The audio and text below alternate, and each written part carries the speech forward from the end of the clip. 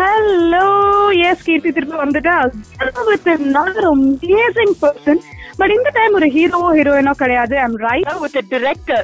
And இந்த particular டிரெக்டரோட பேரு சொன்னா தைரியமா போலாம் பாப்பாங்க, கண்டிப்பா நல்லா இருக்கும், காமெடியும் நிறைய புரியுன்ற கான்பிடன்ஸ் கொடுக்குற ஒரு டிரெக்டர். நிறைய வருஷம் நம்ம இண்டஸ்ட்ரியில இருக்காரு, அருமையான படங்களை கொடுத்துட்டு இருக்காரு. Yes, I'm talking about director Sundar C. Hello, எப்படி இருக்கீங்க சார்? நல்லா இருக்குங்க. Okay, so to start off Theeya Velai Seiyyanum Kumar வந்து சூப்பர் டூப்பர் ஹிட் இல்லையா சார்? அதுக்கப்புறம் இப்ப நீங்க அரண்மனை படம் பண்ணிட்டு இருக்கீங்க. ரொம்ப நாள் கழிச்சு நீங்க மறுபடியும் ஹீரோவா உருவெடுத்திருக்கீங்க இல்லையா? சோ அதை பத்தி எங்களுக்காக சொல்லுங்களேன். இல்ல, இந்த படத்துல நான் ஹீரோன்னு சொல்ல முடியாது. அரண்மனையில ஒரு நல்ல ஒரு இன்ட்ரெஸ்டிங்கான விஷயம் என்னன்னு பாத்தீங்கன்னா, அந்த ஹீரோ ஹீரோயின் யாருமே பின் பாயிண்ட் காட்டி சொல்ல முடியாது. எல்லா கேரக்டரும் பாத்தீங்கன்னா முக்கியமான கேரக்டர். வழக்கமா ஒரு படம் ஒரு கதைனாலே பாத்தீங்கன்னா ஏதாச்சும் ஒரு மெயின் கேரக்டர் இருக்கும். அந்த கேரக்டர் பிரச்சனை நோக்கியோ இல்ல அந்த கேரக்டரோடயோ அந்த கதை போகும், டிராவல் பண்ணும். பட் அரண்மனையில பாத்தீங்கன்னா ஒவ்வொரு கேரக்டரும் ஒரு இம்பார்ட்டன்ஸ் இருக்கும். ஒவ்வொரு கேரக்டரோட பிரச்சனைகள் அதெல்லாம் கலந்தது அரண்மனை. சோ அதுல வந்து நான் பண்றது வந்து ஹீரோன்னு சொல்ல முடியாது. I am also playing an important character தான் சொல்ல முடியும். ஓகே, உங்களுக்கு இந்த படத்துல பேர் யாரு சார்? ஏன் நான் இவ்வளவு இதுவா கேக்குறேன்னா, 3 ஹீரோயின்ஸ் இருக்காங்க, 3மே ரொம்ப பியூட்டிஃபுல்லான கியூட்டான ஹீரோயின்ஸ். ஹன்சிகா, ஆண்ட்ரியா, லக்ஷ்மி. இவங்கள உங்களோட பேர் யாரு சொல்ல முடியுமா? அது என்ன பண்றதுங்க, சோகமான விஷயம் தான், எனக்கு பேரே இல்ல. ஒரு டைரக்டரா சுந்தர் சி வந்து ஒரு நடிகர் சுந்தர் சியை பத்தி ரொம்ப ஏமாத்திட்டாருன்னு தான் சொல்லணும். நோ பேர் எனக்கு. ஆமா, என்ன பண்றது? ஏன் சார் இப்படி பண்ணீங்க? அட்லீஸ்ட் ஹன்சிகாவே பேர் வச்சுக்கலாம். ஏன்னா ஹன்சிகாவை வந்து குட்டி குஷ்பு அப்படின்லாம் you know that's how she is known in the industry. மனசாட்சியோட பேசுங்க, ஹன்சிகா எல்லாம் எனக்கு பேரை போட்டா நல்லா இருக்குமா? அதே மாதிரி ரீசெண்டா நம்ம குஷ்பு மேம் வந்து ஒரு ட்வீட் பண்ணியிருந்தாங்க. It was just a reply. Ajith sir கூட நம்ம சுந்தர் சி சார் எப்போ படம் பண்ண போறாரு அப்படின்னு கேட்டதுக்கு வந்து வெரி சூன் அப்படின்னு ரிப்ளை மட்டும் கொடுத்திருந்தாங்க. ஸோ ஏதாவது டாக்ஸ் போயிட்டு இருக்கா? நீங்க அஜித் சார் படம் பண்ண போறீங்களா? அஜித் நானும் நல்ல ஃப்ரெண்ட்ஸ், நாங்க அடிக்கடி பேசிட்டு இருக்கோம். பட் மூவிஸ் பத்தி என்ன, அது வந்து ஜஸ்ட் ஒரு ரூமர் தான் ஸ்டார்ட் ஆயிடுச்சு. Okay, brilliant sir, brilliant. and நாங்க ஒரு விஷயம் கேள்விப்பட்டோம், பட் அது உண்மையான எங்களுக்கு தெரியல. so we just wanted to ask it openly உங்ககிட்ட. நான் வந்து வடிவேல் கூட படம் பண்ண மாட்டேன் அந்த மாதிரி ஏதோ நீங்க சொன்ன மாதிரி சில ரிப்போர்ட்ஸ் வந்திருக்கு. But is that true? கேட்டாங்க வடிவேல் கூட படம் பண்ணீங்க, இப்ப எதுவும் படம் பண்ணல, என்ன அவ்வளவுதான். அதுதான் அப்படி தெரிஞ்சு போச்சு. அது ஆமா, இப்போ வந்து நம்ம மறுப்பு சொல்றது 5000 மீன்ஸ் வந்துட்டு இருக்கோம். So whatever news வந்தா நல்லதுன்னு வச்சுக்கோங்க. நியூஸ் இந்த குட் நியூஸ் வந்து அது வேற இந்த வேவ்ஸ் அப்படின்ட்டு சந்தோஷப்பட வேண்டியதுதான் நம்மளுக்கு.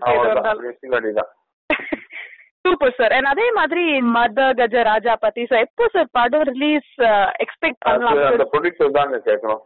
அந்த படம் வந்து நல்லா வந்திருக்கு, ரிலீஸ் ஷூட் எல்லாம் ஃபைனல், படம் ரெடி ஆகி மோர் தென் 1.5 years போச்சு.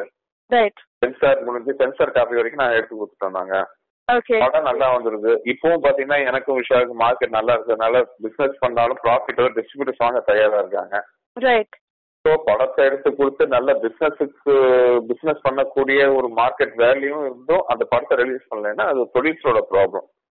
அது என்ன பண்றதுன்னா ரொம்ப அநியாயம் தான். என்னன்னா ஒரு கஷ்டப்பட்டு நாங்க வந்து படம் பண்றோம், அந்த படத்தை எடுத்து வச்சுட்டு எப்போ எதனால ரிலீஸ் பண்றோங்கிற காரணமே இல்லாமல், ஏன்னா அந்த producer is not ordinary fellow, big shot. அவர் நினைச்சா வந்து it's like matter of time.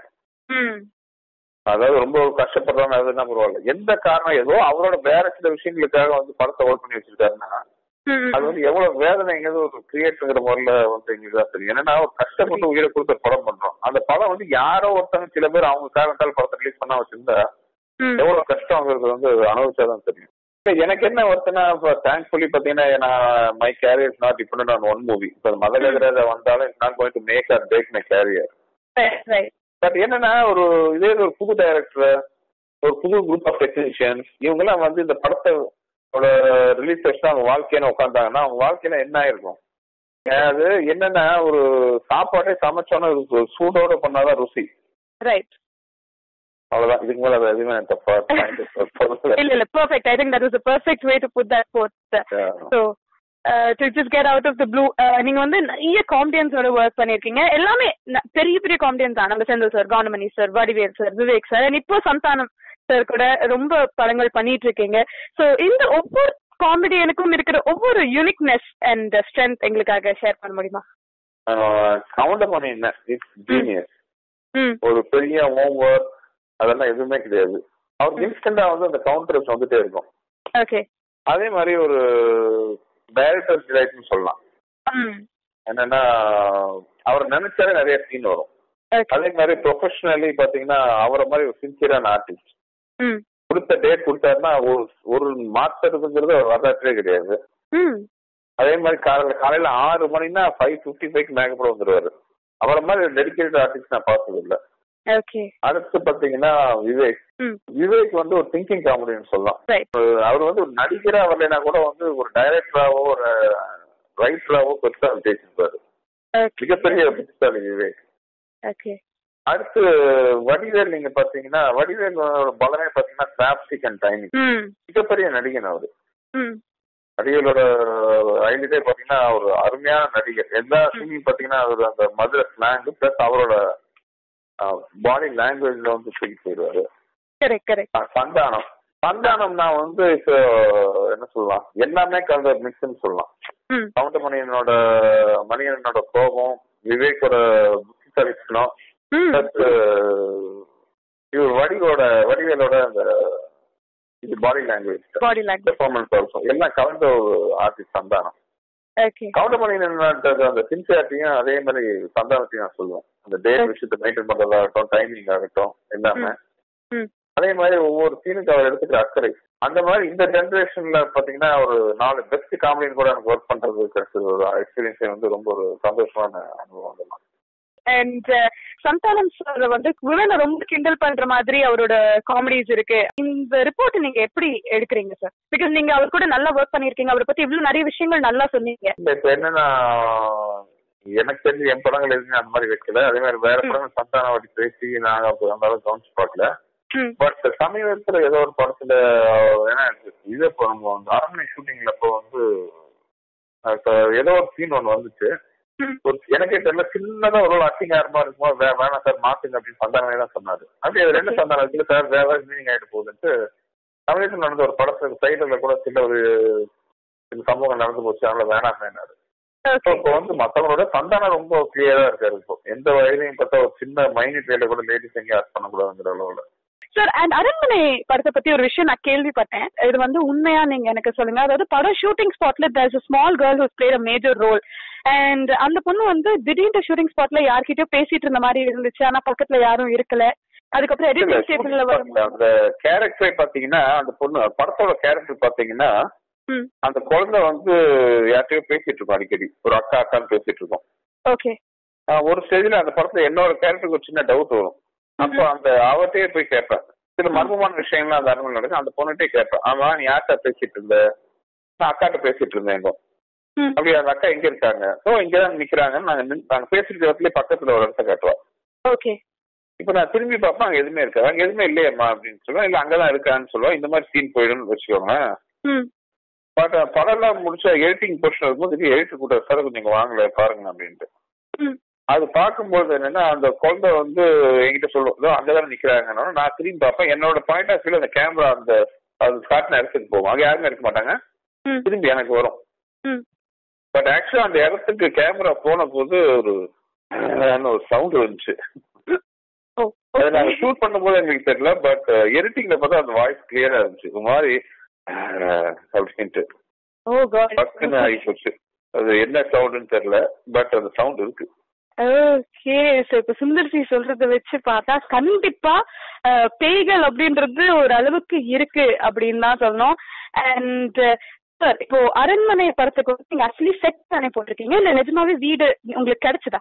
இந்த படத்துல நான் ரொம்ப கஷ்டப்பட்ட விஷயம் பாத்தீங்கன்னா அந்த வீடு. ஏன்னா படத்தோட டைட்டிலே அரண்மனை. ரைட். ஸோ அந்த வீடுங்கிறது பாத்தீங்கன்னா அந்த அரண்மனைங்கிறது அந்த ஜஸ்டிபிகேஷன் பண்ற மாதிரி இருக்கணும். அப்புறம் படத்துல கிட்டத்தட்ட 60% வந்து அந்த அரண்மனை தான் நாங்க ஷூட் பண்ண வேண்டியதா இருந்துச்சு. இதுக்காக ஃபுல்லா நான் முதல்ல வந்து ஒரிஜினலா வந்து ஒரு இடத்த பிடிப்போம். தமிழ்நாடு கேரளா ஃபுல்லா அலாவே நடந்து எனக்கு சரியா கிடைக்கல. ஓகே. அப்புறம் ஹைதராபாத்ல இந்த மாதிரி ஒரு யூஸ் செட் இருந்துச்சு. But it's not in great condition. Okay.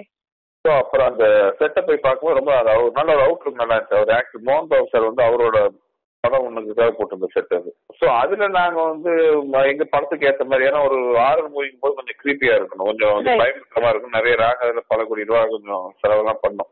கிட்டத்தட்ட அந்த செலவுக்கு ஒரு புதுசாவே நாங்க செட் போட்டுருக்கலாம். பட் அதுல வந்து அந்த சூப்பர் அட்மாஸ்பியர் ஒரு ஓவராவே பாத்தீங்கன்னா அந்த வீடு அது சுத்தி வட்ட இருக்கிற அந்த ஹில் ஸ்டேஷன்ஸ் எல்லாமே ரொம்ப அழகா இருந்தது. அந்த படத்துல நீங்க ஹீரோ யாருன்னு கேட்டீங்கன்னா எனக்கு கேட்டா அந்த அரண்மனை தான் ஹீரோன்னு சொல்லுவேன் நான். ஓ, நீங்க சொல்லும் போது இன்னும் அந்த அரண்மனை பார்க்கணும்னு எங்களுக்கு ஆக்சுவலி ஆர்வம் ஜாஸ்தியா தான் இருக்கு. ஸோ அரண்மனை தொடர்ந்து 2014 அடுத்த ஏதாவது ப்ராஜெக்ட் பிளான் பண்ணிருக்கீங்களா சார்? 2-3 பிளான் பண்ணிட்டு இருக்கேன். எனக்கு என்ன ஒரு படம் முடிவு நடக்கும்போது அதுலயே தான் மைண்ட் இருக்குன்னு வச்சுக்கோங்களேன். ரைட். அதனால அடுத்தது வந்து ஒரு அநேகமா ஒரு 10 நாள்ல சொல்றேன் நான். எல்லாம் பிளான் பண்ணிட்டு இருக்கேன் நான். ஐ காட் an idea ஒரு இன்ட்ரெஸ்டிங்கா. ஒரு 10-15 days I might find this thing. Super. So இன்னொரு 10 நாள்ல 2014 அடுத்த படம் நம்ம சுந்தர் சி சார் கிட்ட இருந்து கிடைக்கும் அப்படின்னு நம்மளுக்கு தெரியுது. அண்ட் உங்களோட ஃபேன்ஸ்க்கு நீங்க ஏதாவது சொல்றீங்களா sir? Last but not the least ஒரே வார்த்தை, அரண்மனை படம். That was brilliant one. Thank you so much sir. இவ்ளோ நேரம் உங்களோட பிஸி ஸ்கெடியூல்ல அரண்மனையோட ஸ்கெடியூல்ல எங்க டைம் ஸ்பெண்ட் பண்ணி நிறைய விஷயங்களுக்கு ரொம்ப ஓப்பனா பகிரங்கமா ரொம்ப அருமையா பதில் சொன்னீங்க. I think it's very difficult for anybody to speak so openly. Thank you so much sir. Thank you for the best wishes for all the Indian viewers. Thank you so much sir. சரி, so நம்ம Sundar C sir கூட மறுபடியும் வேற ஏதாவது ஒரு விஷயத்த நம்ம பேசுவோம். பட் இப்போதைக்கு மறுபடியும் நான் எந்த ஆக்டர் கூட, எந்த ஹீரோயின் கூட, இல்ல எந்த டைரக்டர் கூட பேச போறேன், அவங்க கிட்ட என்னென்ன கேள்விகள் கேட்க போறேன், அண்ட் அவங்கள பத்தி வந்திருக்க ரூமர்ஸ் எல்லாம் இதெல்லாம் தெரிஞ்சுக்க stay tuned to IndiaGlitz.com. Real Love with me, Keerthi and Pama. For now, take care, bye-bye, and have fun.